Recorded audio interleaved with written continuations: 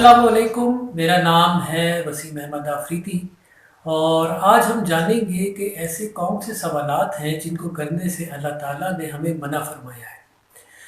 हमारा आज का मौजू बहुत ही दिलचस्प इस तरह से है कि दिमाग में सवाल का उठना ही तो इल्म हासिल करने की पहली सीढ़ी है।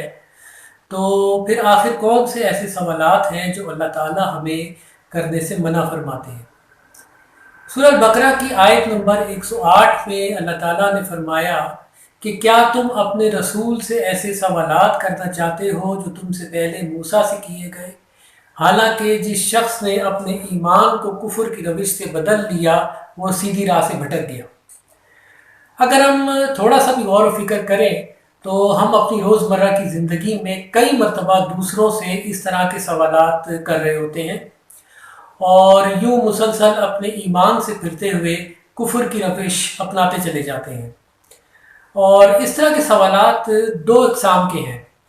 सबसे पहली किस्म तो ये है कि सवाल करने वाला सवाल का जवाब पहले से जानता है। मिसाल के तौर पर एक शख्स किसी ख़ास मसलक, मज़हब या फ़िरके से अगर ताल्लुक़ रखता है और वो दूसरे शख्स के मसलक को जानने के लिए इससे कोई सवाल करता है।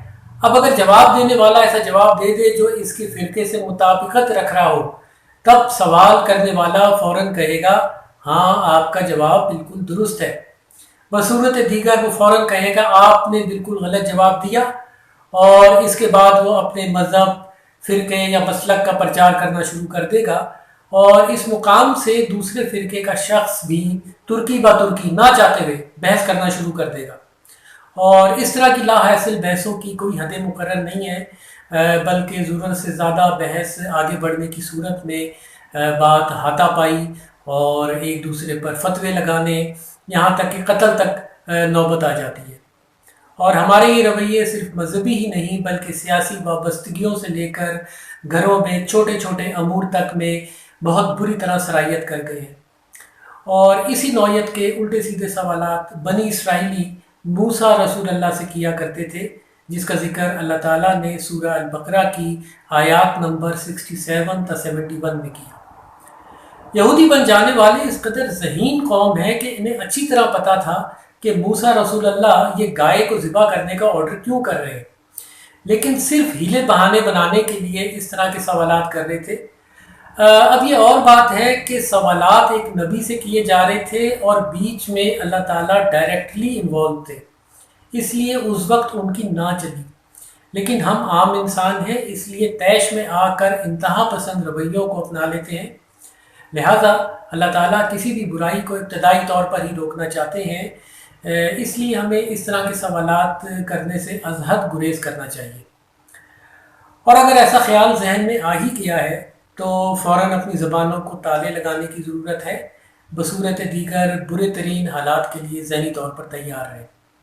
अलबत्ता एक अहम तरीन नुक्ता जहन में रहे कि इस मुकाम पर ऐसे सवालात का जिक्र नहीं हो रहा है जो एक उस्ताद अपने शागिर्द से पूछता है।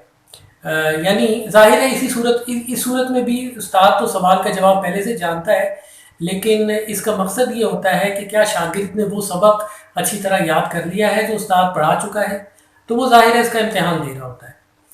दूसरी नौयत के सवालात वो होते हैं जिन्हें हम मावराई नौयत के सवालात कहते हैं, जिनका कोई सर पैर नहीं होता है। इस तरह के सवालात इस वक्त जहन में आते हैं जब इंसान किसी मामले पर सोचते हुए लामहदूदियत की तरफ चला जाता है और इस वक्त इसे इंतहाई ज़रूरत होती है कि वो फौरी तौर पर अपने हाल के लम्हे की तरफ पलट कर अपने अगले लाए अमल की बाबत प्लानिंग करे। और अगर वो ऐसा नहीं करता तो इसके दिमाग में अजीब व गरीब मावराई ख्यालात जन्म लेना शुरू हो जाते हैं और वो इन्हीं देवमालाई सोचों को अपना सब्जेक्ट बनाकर उल्टे सीधे सवालात करते हुए खुद भी परेशान होता है और दूसरों को भी परेशान करना शुरू कर देता है। और इसी नौयत के सवालात बनी इसराइली मूसा रसूलुल्लाह से किया करते थे।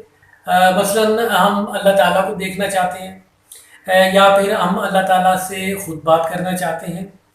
यानी जहाँ तक दुनियावी मामलात का ताल्लुक़ है तो ये कौम बहुत ज़हीन है, लेकिन जैसे ही अल्लाह ताला का मामला आता है तो ये अपनी सोच को लामहदूदियत पर ले जाते हुए वापस पलटना ना सीख पा रहे थे और उल्टा कंफ्यूज हो रहे थे। اور ایسی ہی سوچیں ہمارے دماغوں میں بھی اکثر بنتی رہتی ہیں۔ اس طرح کے لوگ زندگی میں ناکام ہوتے ہیں کیونکہ وہ اپنے ذہن میں خیالی پلاؤ پکاتے ہوئے حقیقت کی دنیا سے بہت دور چلے جاتے ہیں۔ اب سوال یہ پیدا ہوتا ہے، پہلی قسم کے سوالات سے تو آرام سے نجات حاصل کی جا سکتی ہے، لیکن یہ دوسری قسم کے سوالات سے کیسے نجات حاصل کی جائے، کیونکہ انسان کے ذہن میں سوچ تو بنتی رہتی ہے، اور اس مسئلے سے نجات حاصل کرنے کی بابت ہم اپنے اگلے خطاب میں تفصیل سے ذکر کریں گے۔ اس وقت تک آپ سب پر سلامتی ہو۔